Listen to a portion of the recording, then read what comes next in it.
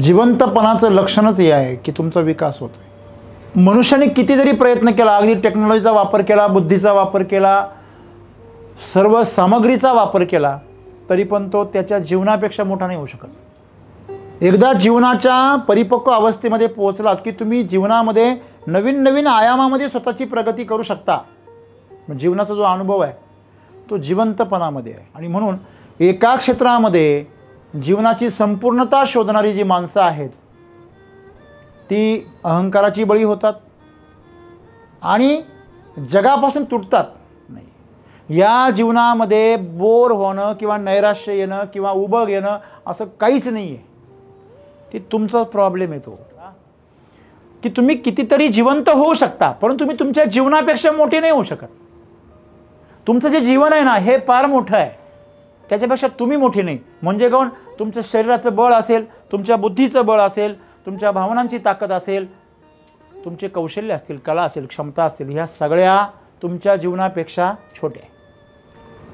आपण जीवन जगत असताना जर आपल्या मनामध्ये अहंकार निर्माण होत असेल तर तुम्ही समजून चुकायचं की आपलं जीवन छोटं झालं आणि आपण फार मोठे होऊ राहिलो। सांगायचं आहे आमचं जीवन हे ओरिजिनल आहे, परंतु समस्या ही आहे की आमचं आणि जीवनाचं अंतर आहे। मध्ये काय आहे? अज्ञान आहे, अहंकार आहे। काय अज्ञान आहे?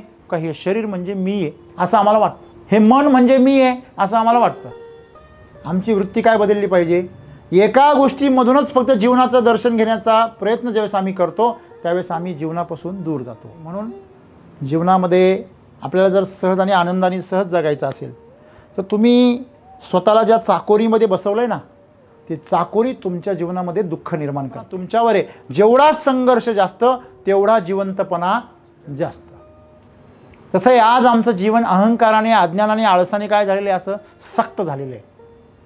आम्ही कोणाबरोबर ॲडजस्ट करायला तयार नाही, कारण आम्हाला आमचंच खरं वाटतं। आणि म्हणून आजपासून एक स्मृती नेहमी लक्षात ठेवायची की माझ्या ह्या सगळ्या अस्तित्वामध्ये सर्वात महत्त्वाचं आणि सर्वात जर महान काय असेल तर ते माझं असणं आहे, माझं जीवन आहे।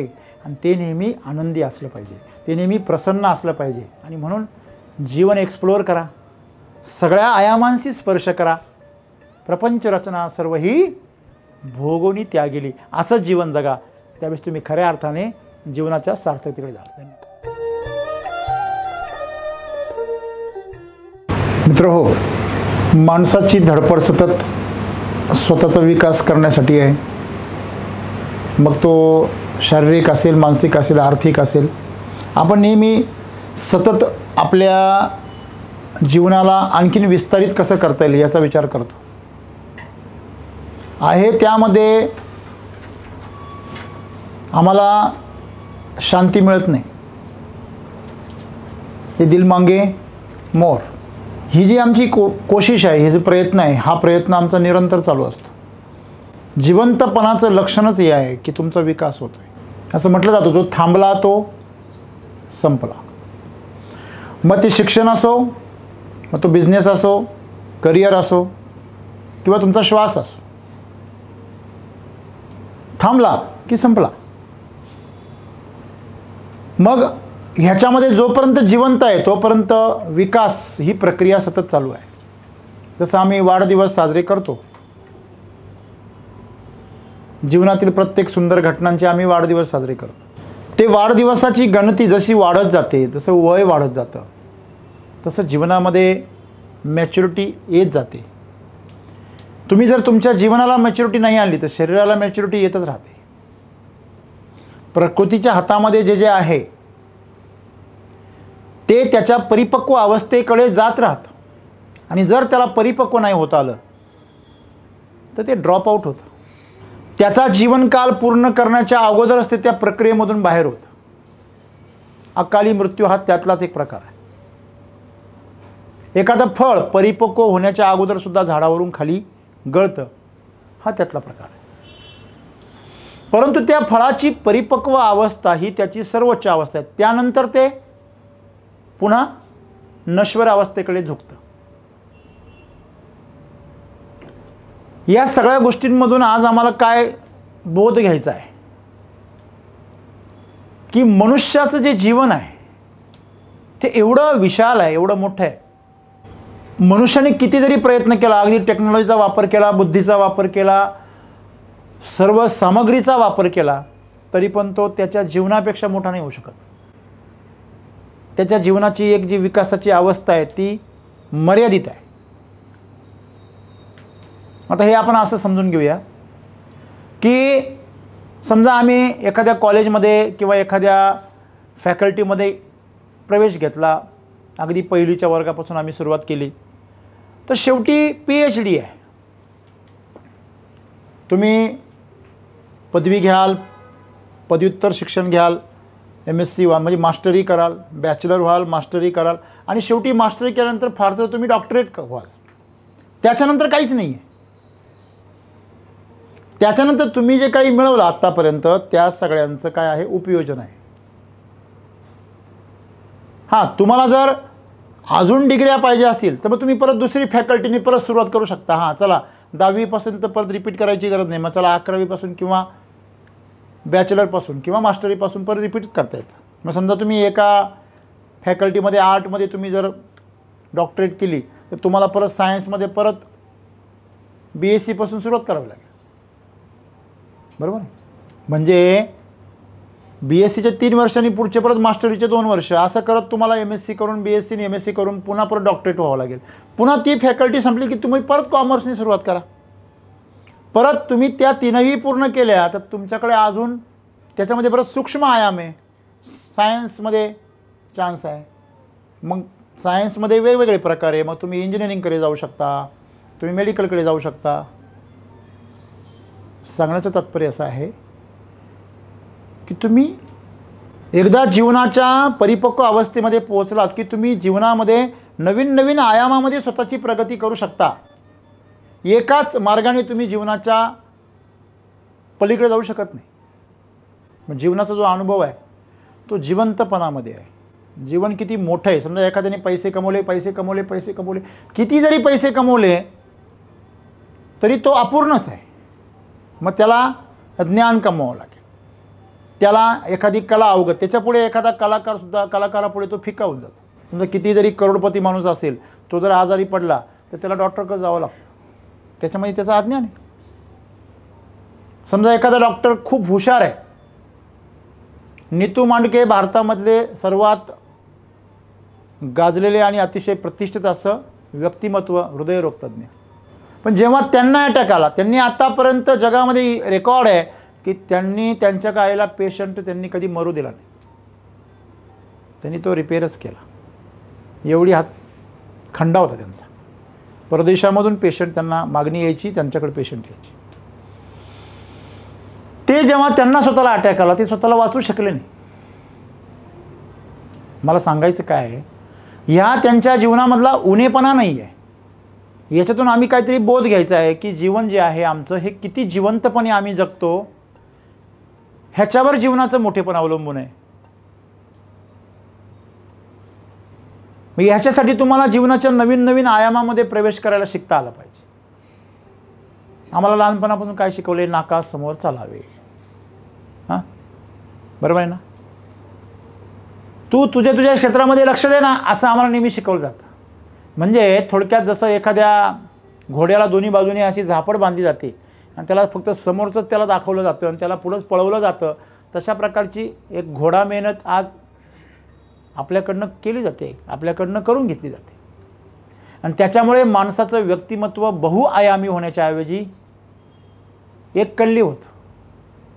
त्याला ते जीवन योग्य वाटतं आणि बाकी सगळं लोक मूर्ख वाटतं. आणि ह्याच्यामुळे जीवनामध्ये आज विसंगती आहे. प्रत्येकजण राजा आहे त्याच्या कल्पनेमध्ये, पण लोकांना माहिती हा मूर्ख आहे, एक कल्ली डोक्याचा आहे.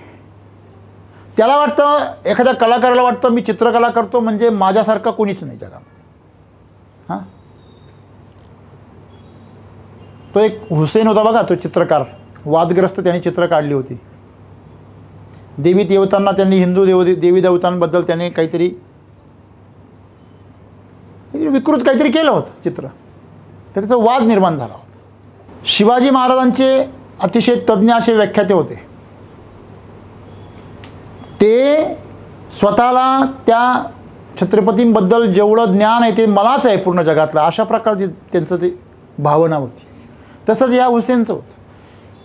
मी जगाने मला फार प्रसिद्धी दिलेली आहे, मला फार स्वीकारलेलं आहे, मला फार मानसन्मान आहे, आदर आहे जगामध्ये, समाजामध्ये, तर मी काही पण करेल आणि ते योग्य ठरेल. असं होऊ शकतं का? नाही. मग यालाच तर अहंकार असं म्हणतात. मग अहंकार कधी होतो? जेव्हा माणूस एकाच क्षेत्रामध्ये पुढे जातो तेव्हा त्याला अहंकार होतो.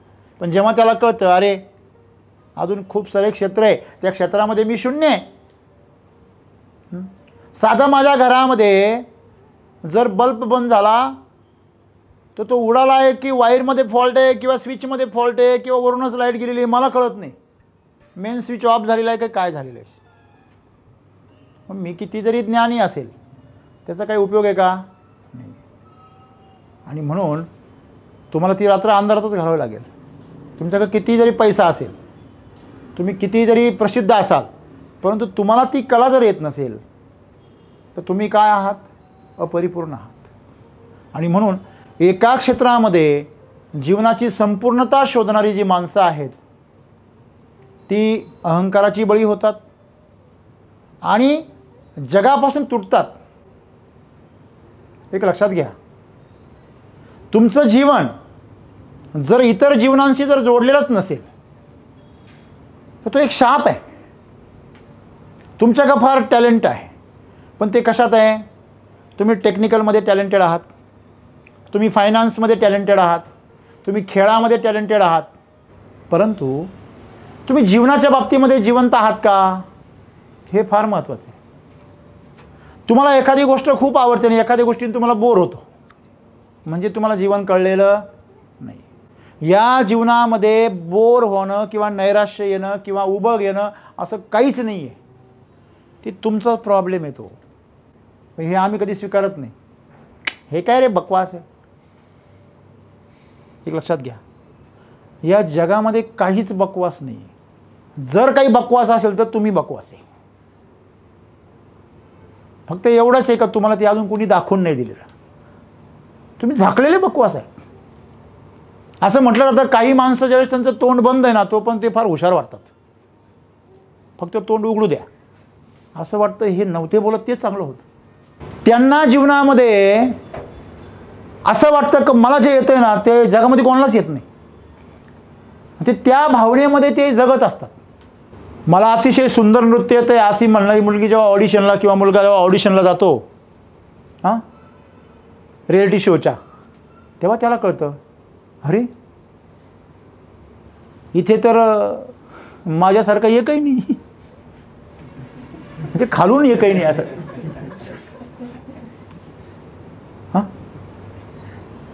मराठी शाळेमध्ये गावाकडे एक नंबर येणारा पोरगा जेव्हा तालुक्याला जातो ना, मराठी शाळेमध्ये त्याला प्रचंड रिस्पेक्ट असते शिक्षकांकडनं, बाकीच्या पोरांकडनं, गावाकडनं. कुठलंही भाषण असलं का त्याच्याकडे, कुठली परीक्षा असल्या का तो मॉनिटर, तो सगळं त्याच्याकडे नियोजन. आणि जेव्हा तो शहरात जातो ना तेव्हा तो पाहतो आपल्यासारखे ते शेवटच्या बेंचवर बसेल इथं. म्हणजे तुम्हाला तुमच्या जीवनामध्ये ज्यावेळेस बाकीच्या आयामांची ज्यावेळेस तुम्हाला कल्पना नसते तोपर्यंत तुम्ही स्वतःला फार टिस्मार खान समजत असता. तोच अहंकार आणि अज्ञान आहे. मग त्याच्यावरच आघात करताना सद्गुरू आज आम्हाला सांगता की तुम्ही कितीतरी जिवंत होऊ शकता, परंतु तुम्ही तुमच्या जीवनापेक्षा मोठे नाही होऊ शकत. तुमचं जे जीवन आहे ना हे फार मोठं आहे, त्याच्यापेक्षा तुम्ही मोठे नाही. म्हणजे कोण? तुमचं शरीराचं बळ असेल, तुमच्या बुद्धीचं बळ असेल, तुमच्या भावनांची ताकद असेल, तुमचे कौशल्य असतील, कला असेल, क्षमता असतील, ह्या सगळ्या तुमच्या जीवनापेक्षा छोट्या आहे. मग महान काय आहे तुमचं जीवन. मग तुमच्या कलांच्या वरती तुम्ही अभिमान केला पाहिजे, तुमच्या क्षमतांवरती तुम्ही अभिमान केला पाहिजे, तुमच्या अचिव्हमेंटवरती तुम्ही अभिमान केला पाहिजे की जीवनावरती अभिमान केला पाहिजे. जे मोठं आहे त्याच्यावरती केला पाहिजे ना. पण आम्ही जे छोटं आणि क्षुद्र आहे ना त्याचं फार असं प्रदर्शन करतो. हां बरोबर आहे की नाही. ते गावाकडे एखाद्या स्त्रीने जर एखादा दागिना जर केला ना तर ती तो दागिना घालून सगळी कमी होते. हो चहा प्यायला या ना. तिथे नाही आता मी कामात आहे. अहो या हो. हां, कितीतरी दिवसांनी तुम्हाला चहा प्यायला बोलवलं आहे. मग चहा प्यायला ज्यावेळेस बोलवते, 4-5 बायकांना बोलवते, ते गप्पा मारतात इकडच्या तिकडच्या, त्यांचं काही दागिन्याकडे लक्ष जात नाही. मग पुन्हा पुन्हा आठवण करते, का हो तुम्ही हे दागिने कधी घेतले, दुसऱ्यांना विचारते. तिला माहिती असतं कधी घेतलेले, ती म्हणते मागच आपली चर्चा झाली नाही याच्यावर. मग एवढं करून जर लक्ष नाहीच गेलं, मग ती पुन्हा पुन्हा त्या दागिन्याला हात लावते, इकडे तिकडे हलवते. आपण हसतो त्या स्त्रीला, पण आपल्यामध्ये ही वृत्ती प्रत्येकामध्ये आहे. आपल्याला जे येतं त्याचं आम्ही प्रदर्शन करण्याचा प्रयत्न करतो, दुसऱ्याकडून कौतुक आणि प्रशंसा मिळवण्याचा प्रयत्न करतो. हे खरं आहे की खोटं आहे? याचा अर्थ असा की तुमच्याकडे तेवढं सोडून दुसरं काहीच नाही आहे. एखाद्याकडे जर श्रीमंती आली, गरिबीतून जर श्रीमंतीमध्ये गेला ना, बघा तुम्ही, तिचं फार प्रदर्शन करतो. ब्रँडेड कपडे, ब्रँडेड बूट, ब्रँडेड गाडी, मग तो डाम डोल रुबाब दाखवण्याचा प्रयत्न करतो. एखाद्याला जर समजा नवीन नवीन कलेक्टर झाला ना गावामध्ये, किंवा त्याचा चालण्याचा ढंग बिंग असा फार एकदम वेगळाच असतो, तो जमिनीपासून 1 फूट हवेतच चालत असतो. त्याला बाकीचे मित्र वगैरे आले का त्याला असं धरतात आणि खाली खेचतात, ए बाळ्या अरे काय करतो असं, हे अरे नीट बोल, आता तो कलेक्टर झाला. अरे तो झाला असेल कलेक्टर, आपल्यासाठी बाळ्या असेल ना, असं आहे. त्याला आम्ही चड्डीत पाहिलेलं आहे, असे बोलता. सांगण्याचं तात्पर्य असं आहे, तुम्ही किती जरी मोठे झाले तरी तुम्ही तुमच्या जीवनापेक्षा मोठी नाही. आपण जीवन जगत असताना जर आपल्या मनामध्ये अहंकार निर्माण होत असेल तर तुम्ही समजून चुकायचं की आपलं जीवन छोटं झालं आणि आपण फार मोठे होऊ राहिलो, म्हणजे तुमचा बेडूक फुटायची वेळ आलेली आहे आता, हे समजून घ्यायचं. तेव्हा नेहमी लक्षात ठेवायचं की आपण फार तर अनेक आयामांनी जीवनाचा विचार करू शकतो. जर एका क्षेत्रामध्ये तुम्ही सर्वोच्च शिखरावर गेले असाल, तुमच्यापेक्षा कोणीच जर नसेल, तर तुम्ही दुसऱ्या आयामांचा विचार केला पाहिजे. समजा मी फार छान वक्तृत्व करतो, तर मी चांगल्या प्रकारे कम्युनिकेशन केलं पाहिजे. एक लक्षात ठेवा, एखादा चांगला वक्ता एक चांगला संवाद कौशल्य असू शकेल असं नाही आहे. कारण वक्ता असणं म्हणजे एकांगी संवाद आहे. तुम्ही बोलताय आणि सगळे ऐकताय, तिथं चान्स नाही तुम्हाला चॅलेंज करण्याचा, आहे की नाही? का हो हे कसं काय असो असं म्हणायचं काही संधी नाही, आहे की नाही? पण जेव्हा तुम्ही संवाद करता तेव्हा एकमेकाच्या मुद्द्यांवरती आघात होत असतो, आणि तेव्हा ते तपासून घेतले जातात, तेव्हा ते जाळामध्ये टाकून ते पूर्णपणे पारखून घेतले जातात. तुमचं बोलणं जे आहे ते समोरच्याच्या बोलण्याबद्दल किती प्रकारे संतुलित होतं ह्यावर तुमचं कम्युनिकेशन अवलंबून आहे. मग तिथे शब्द नाही नुसते, तिथं भावनांचा पण खेळ असतो. तिथे तुमच्या 2 ऊर्जा एकमेकासोबत सामना करत असतात. त्याच्यामुळे संवाद कौशल्य हा वेगळा प्रकार आहे आणि वक्तृत्व हा वेगळा प्रकार आहे. तुम्हाला फार चांगलं बोलता येतं, पण तुम्हाला चांगला संवाद करता येतो का हे फार महत्त्वाचं आहे, हे वेगळं आहे. तसं जीवनामध्ये वेगवेगळे आयाम आहे. ठीक आहे, तुम्हाला संवाद करता येतो, पण तुम्हाला मार्केटिंगच्या स्वरूपातच संवाद करता येतो, कोणाला तरी कन्व्हिन्स करता येतं. तुम्हाला कन्व्हिन्स करणे म्हणजे संवाद नाही, ते तर मार्केटिंग झालं. मला सांगा, बाहेर जो उगवलाय तो सूर्य आहे, याच्यावरती वाद होऊ शकतो का? ह्याच्यावरती संवाद होऊ शकतो. हॅलो, कोणाला जर कन्व्हिन्स करायचं असेल हा सूर्य आहे, तर गरज आहे का? आणि जर कोणी कन्व्हिन्स करत असेल तर तो मूर्ख नाही आहे का? म्हणजे जसा चीनने तयार केला एक कृत्रिम सूर्य पृथ्वीवर, त्याच्याबद्दल वाद होऊ शकतो. लक्षात घ्या, ते पटवलं जाऊ शकतं, त्याला पटवण्याची गरज आहे.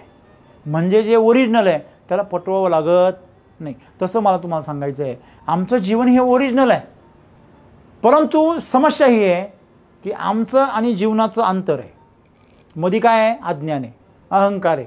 काय अज्ञान आहे? का हे शरीर म्हणजे मी आहे असं आम्हाला वाटतं, हे मन म्हणजे मी आहे असं आम्हाला वाटतं. मग ह्या सगळ्या वाटण्याने काय होतं की तुम्ही मूळ जीवनापासून कुठे जाता? मला सांग, कधी कधी भांडणामध्ये जेव्हा दोघांचं भांडण होतं, भांडण कशावरून झालं होतं हा मुद्दा बाजूलाच निघून जातो. हॅलो, जो मध्यस्थी येतो ना सोडवायला, त्याचाच खून होतो. असं खूप वेळा झालेलं आहे आणि होतं. म्हणजे खरोखर हे त्या मुद्द्यासाठी संवेदनशील होते का? नाही. तसं आहे, ज्याच्यासाठी हे जीवन आहे तो मुद्दाच बाजूला पडतो आणि माणसं बाकीच्या गोष्टींसाठी फार संवेदनशील होता. मग पैसा असेल, प्रतिष्ठा असेल, मानसन्मान असेल, एकमेकाचा मुद्दा असेल, अहंकार असेल, ह्या गोष्टींसाठी माणसं फार संवेदनशील आहे. कोणाचा आत्मा लवकर दुखत नाही, त्याचं मन फार लवकर दुखतं. तुमचा आत्मा जर दुखत असेल, आत्मा अंतःकरणाला जर तुमच्या वेदना होत असतील तर त्याला काहीतरी तरी तथ्य आहे. पण तुमचं मन जर दुखत असेल ना, तुमचं शरीर दुखत असेल तर ते दुर्दैव आहे तुमचं. मला सांगा, एखादा कर्मचारी आहे, तुमच्याकडे काम करतोय, किंवा एखादा मजूर आहे, शेतामध्ये काम करतोय, त्याच्या मनाची स्थिती आणि शरीराची स्थिती या दोन्हींची आपण काळजी घेतली पाहिजे. आपण काळजी घेतो, पण तो जर कामचुकार असेल, तो जर तक्रार करत असेल, नाटक करत असेल, ढोंग करत असेल, आणि अक्सर करतात, मजूर करतात, कारण त्यांना कामचोरपणा करायची काय असते, सवय असते, नॅचरली येते, काही विशेष नाही आहे.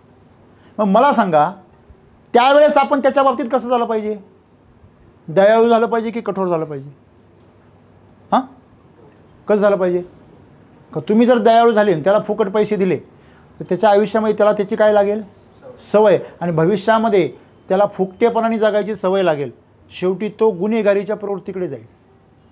लक्षात घ्या. म्हणजे तुम्ही चुकीचे वर्तन करणाऱ्या, कामचोरपणा करणाऱ्या, आळशी लोकांना समर्थन करून तुम्ही समाजाची व्यवस्था भ्रष्ट करताय. आणि तुम्हाला असं वाटतं की नाही आम्ही याची कीव करतो. व्हायरस तयार करणं हे गुन्हे आहे, तो व्हायरसच आहे ना. झोपडपट्टीमधून जास्त गुन्हेगारी बाहेर पडते की समृद्ध याच्यातून पडते? हां, समृद्ध याच्यातून भ्रष्टाचारी बाहेर पडू शकतात, असं मी म्हणत नाही का तिथे गुन्हेगारी नसते, पण ती गुन्हेगारी स्वतः करत नाही. मग गुन्हेगार कोण करतं? झोपडपट्टीमधून करतं. का? तिथे अहंकार आणि अज्ञान काय आहे, जास्त आहे. आळस काय आहे, जास्त आहे. असं हा भेदभाव नाही, हा आर्थिक भेदभाव नाही आहे, हा प्रवृत्तीचा भेदभाव आहे. मग ती प्रवृत्तीमुळे तुम्ही तिथे आहे. मग आम्ही आमची वृत्ती बदलली पाहिजे. मग सद्गुरू आम्हाला तेच सांगताय आज. आमची वृत्ती काय बदलली पाहिजे? एका गोष्टीमधूनच फक्त जीवनाचं दर्शन घेण्याचा प्रयत्न ज्यावेळेस आम्ही करतो त्यावेळेस आम्ही जीवनापासून दूर जातो. बरोबर आहे. आणि म्हणून जीवनामध्ये आपल्याला जर सहज आणि आनंदाने सहज जगायचं असेल तर तुम्ही स्वतःला ज्या चाकोरीमध्ये बसवलं आहे ना, ती चाकोरी तुमच्या जीवनामध्ये दुःख निर्माण करते. कुणीतरी सांगितलं की हे हे हे हे याच पद्धतीने जीवन जगायचं, हां, हे करायचं, हे करायचं नाही. हे तुम्ही कोण? हां, तुम्ही वरून येताना एखादं कार्ड घेऊन आले का? हां, रूल अँड रेग्युलेशन्स ॲपला, बरोबर आहे की नाही? जन्माला येताना तुमच्याबरोबर परमेश्वराने किंवा ह्या प्रकृतीने एखादं नियमावली पाठवली असती ना, याला फक्त एकदम AC मध्ये ठेवा, याला कुठल्याही प्रकारचा त्रास देऊ नका, हा राजेशाही थाटामध्ये जीवन जगणार आहे, अशा प्रकारची काही नियमावली येते का? नाही. तुम्हाला प्रत्येकाला, मला, तुम्हाला सगळ्यांना राजे महाराजांच्या घरामध्ये असेल सर्वांना जीवन हे सारख्याच पद्धतीने जन्माला घालतं. बरोबर आहे. तुम्हाला मला जो त्रास आहे, आजार आहे, विकृती आहे, त्या सगळ्यांना आहे. तुमच्या माझ्या ज्या गरजा आहेत त्या सगळ्यांच्या आहे. ठीक आहे, आहार वेगवेगळा असेल, किंमत वेगळी असेल, पण गरजा तर सेम आहे. म्हणजे सर्वांचं जीवन, अगदी गरीबातला गरीब दरिद्र घरामध्ये जन्माला आलेला, तर अब्जाधीश घरामध्ये जन्माला आलेला, दोघांचेही जीवन जन्माला येताना सारखंच आहे. दोघांच्या गरजाही सारख्याच आहे, दोघांचं जीवनसुद्धा सारखंच आहे.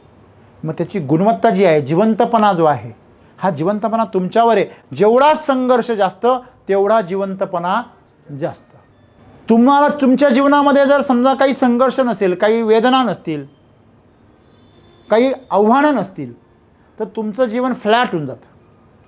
त्याच्यामध्ये काही जगण्याचं जे जिवंतपणा आहे तो शिल्लकच नाही राहत. प्रतिक्षिप्त क्रियेसारखं माणसं जेवण करतात, प्रतिक्षिप्त क्रियेसारखं झोपेतून उठतात, प्रतिक्षिप्त क्रियेप्रमाणे माणसं दिवसभर काम करतात आणि प्रतिक्षिप्त क्रियेप्रमाणे संध्याकाळी झोपून घेतात. हां, मग मुंबईची माणसं काय म्हणता?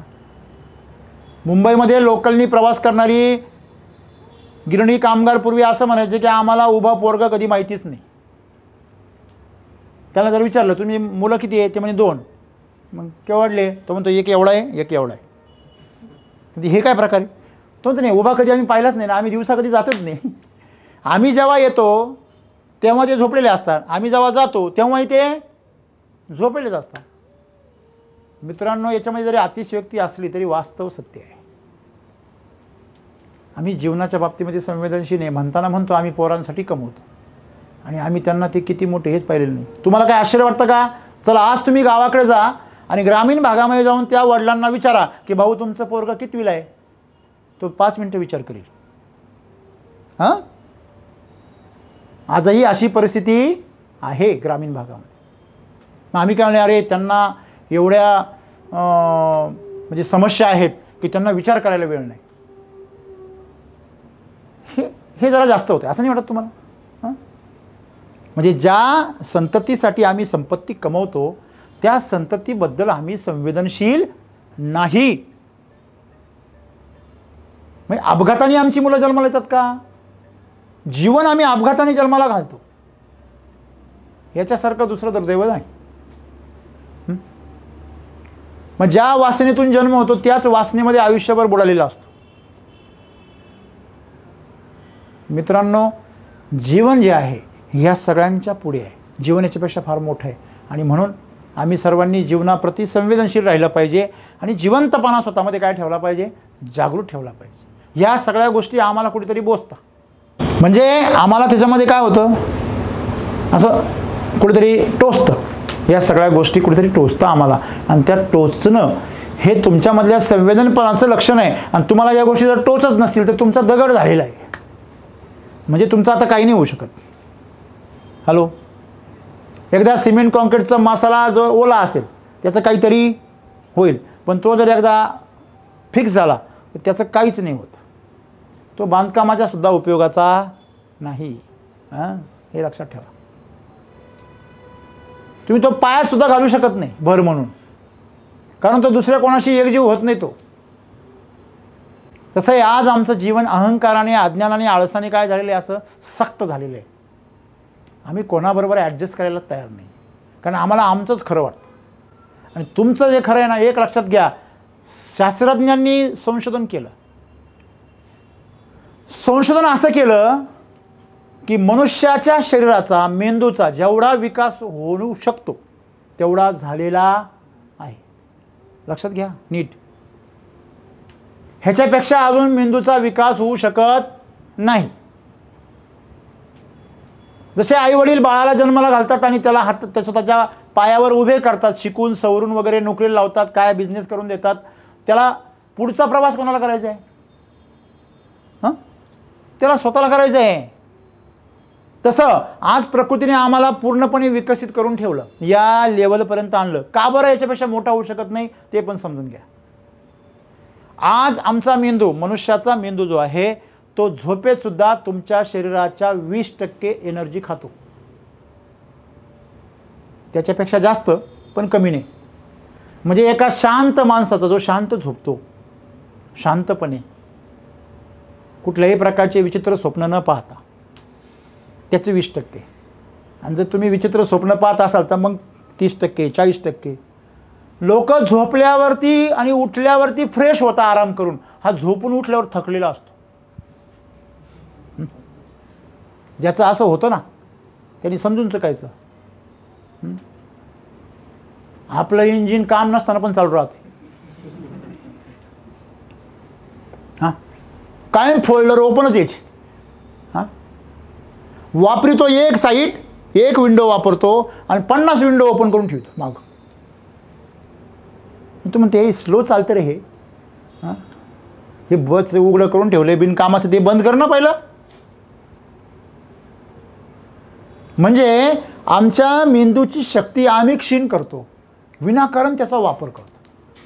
हां, मला सांगा, तुम्ही जर असा विचार करत बसले का हा फॅन असाच का बरं फिरतो, असा का नाही फिरत, नाही असा का नाही फिरत,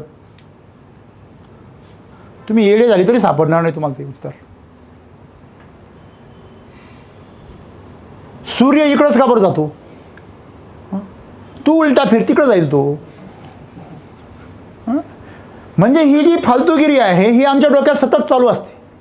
म्हणजे जीवन जे आहे हे सुंदर आहे, परंतु मग शास्त्रज्ञ आम्हाला काय सांगता की हे जे मेंदू आहे ह्याचा पूर्ण विकास झाला. आता मग समस्या काय आहे की त्याचा वापर पूर्ण होत नाही. मेंदूचा परिपूर्ण वापर करणारा मनुष्य अजूनही जन्माला आलेला नाही. कारण आईन्स्टाईन सारखी माणसं काय म्हणता की आम्ही आमच्या मेंदूचा काही % वापरला, एकदम काहीतरी. मग विचार करा आमचा मेंदू किती जीबीचा असेल, हे जीबीने सांगता येणार नाही, कोणाला सांगता नाही येणार. हे अद्भुत असं यंत्र आम्हाला ईश्वराने दिलं, ते यंत्र वापरून आम्ही आमच्या जीवनाला जिवंत केलं पाहिजे, हे आमच्या जीवनाचं उद्दिष्ट आहे. आणि जीवनातील नवीन नवीन आयामाचा आम्ही अनुभव केला पाहिजे. कुठलीही नवीन व्यक्ती आला आणि तो जर काहीतरी वेगळं सांगायला आला ना, मी त्याला असं एकदम शांतपणे बघत असतो. प्रत्येक व्यक्तीचं निरीक्षण करत असतो, प्रत्येक गोष्टीचं, प्रत्येक वस्तूचं मला सवय आहे, मी निरीक्षण करत असतो. त्यांच्या चेहऱ्यावर उठणारे हावभाव, त्यांचं चालणं, त्यांचं बोलणं, त्यांचं वागणं, अगदी साधा एखादा पक्षी असेल, साधी मुंगी असेल, ते मी बघत बसतो. आवडतं मला बघायला. सतत माझं निरीक्षण चालू असतं. मी कधीच कुठल्याच अनुमानावर येत नाही का हे असन ते तसं, हा असन ती तशी, कधीच नाही. I am always open for new access. सांगण्याचं तात्पर्य असं आहे की जीवनाचे नवीन नवीन आयाम तुम्ही काय करा, एक्सप्लोअर करा. आणि ज्यावेळेस तुम्ही असं कराल त्यावेळेस तुम्हाला जीवनाच्या जिवंतपणाची काय होईल, जाणीव होईल. नाही तर तुमच्या जीवनामध्ये पठारावस्था येईल आणि तुम्हाला तुमचं जीवन निरस वाटायला लागेल. नाहीतर तुम्ही अहंकारी होऊन जाल की माझ्यासारखा कुणीच नाही, आणि ह्या सगळ्या गोष्टींमध्ये तुमचं जीवन भरकटून जाईल. आणि खऱ्या अर्थाने ज्याचा आनंद घ्यायचा आहे त्या जीवनाचा, त्याच्यापासून तुम्ही दूर जाल. आणि म्हणून आजपासून एक स्मृती नेहमी लक्षात ठेवायची की माझ्या ह्या सगळ्या अस्तित्वामध्ये सर्वात महत्त्वाचं आणि सर्वात जर महान काय असेल तर ते माझं असणं आहे, माझं जीवन आहे. आणि ते नेहमी आनंदी असलं पाहिजे, ते नेहमी प्रसन्न असलं पाहिजे. आणि मग त्याच्या प्रसन्नतेसाठी, त्याच्या आनंदासाठी जे काही करता येईल ते मी करेन. हां, नाही तर मग भेंडी आवडती म्हणूनच ती भेंडीच खायची. हां, ती भेंडीसुद्धा म्हणते आता याचं कवर दर्शन घेऊ मी. हां, माणूस तरी बदलून द्या, असं आहे. म्हणजे प्रकृतीला विविधता आवडते आणि म्हणून तुम्ही विविध आयामांमध्ये जीवन जगा आणि जीवनाची सुंदरता टिकून ठेवा. सतत तुम्हाला संघर्ष, आव्हान आणि ह्या सगळ्या ज्या आव्हानांच्या समोर तुम्ही प्रवास करता त्यावेळेस तुमचं जीवन सतत काय राहतं, फ्रेश राहतं, जागं राहतं. तेव्हा वेदनांना घाबरू नका. त्रास होत असेल, संघर्ष करावा लागत असेल, मनाविरुद्ध काही घडत असेल तर आभार माना, कारण तुम्हाला जीवनातला नवीन आयाम बघा. तुमच्या स्वभावाशी न जुळणाऱ्या लोकांमध्ये मिसळत जा, तुम्हाला न आवडणाऱ्या ग्रुपमध्ये जात जा, तुम्हाला न आवडणारा पदार्थ खात जा. पूर्ण खा असा भाग नाही, चव घ्या ना त्याची. नाही तर जीवनामध्ये काहीतरी असं वाटायचं की यार ते मी कधी खाऊनच नाही पाहिलं. बरेच जण दारू तर कधी पित नाही, सिगरेट पण कधी ओढत नाही, पण मनात कुठेतरी खोल इच्छा राहते. कशी लागत असेल, पेल्यावर कसं वाटत असेल. पिऊन पहा ना एकदा, ते काय विशेष काय त्याच्यामध्ये. ह्या पृथ्वी तलावरचं एक पदार्थ आहे, पण त्याच्या जर तुम्ही आहारी गेला असाल आणि त्याचं चिंतन करत असाल तर ते पिलेलं बरं एक वेळेस. कळलं. ज्या गोष्टींचा तुम्ही आदर्श मानता आणि दुसऱ्याने जर त्या गोष्टी समजा त्याच्या विरुद्ध गोष्टी केल्या तर तुम्हाला राग येतो, समजायचं तुमच्यामध्ये वासना शिल्लक आहे. समजा एखादी गोष्ट आहे, तुम्ही दारू पित नाही, तुम्ही सिगरेट ओढत नाही, तुम्ही काय जे काय तुम्हाला चुकीचं वाटतं ते तुम्ही करत नाही, पण दुसऱ्याने जर केलं तर तुमच्यामध्ये राग निर्माण होत असेल तर समजून चुकायचं तुम्ही का तुमची करण्याची खूप इच्छा आहे पण तुम्ही ती इच्छा दाबत आलेली आहे आत्तापर्यंत. त्याला वाटतं तो करेल, मला नाही आवडत, मी नाही करत, संपला विषय. परंतु लगेच रिबेल करायचं, बंड करायचं. हां, हे कसं काय केलं, तुम्ही बघा ना समाजामध्ये ह्या प्रवृत्ती ज्या असतात त्या तुमच्या दमनातून निर्माण झालेल्या असतात. आणि म्हणून जीवन एक्सप्लोअर करा, सगळ्या आयामांशी स्पर्श करा. प्रपंच रचना सर्व ही भोगोनी त्यागेली, असं जीवन जगा. त्यावेळेस तुम्ही खऱ्या अर्थाने जीवनाच्या सार्थकतेकडे जाल. धन्यवाद.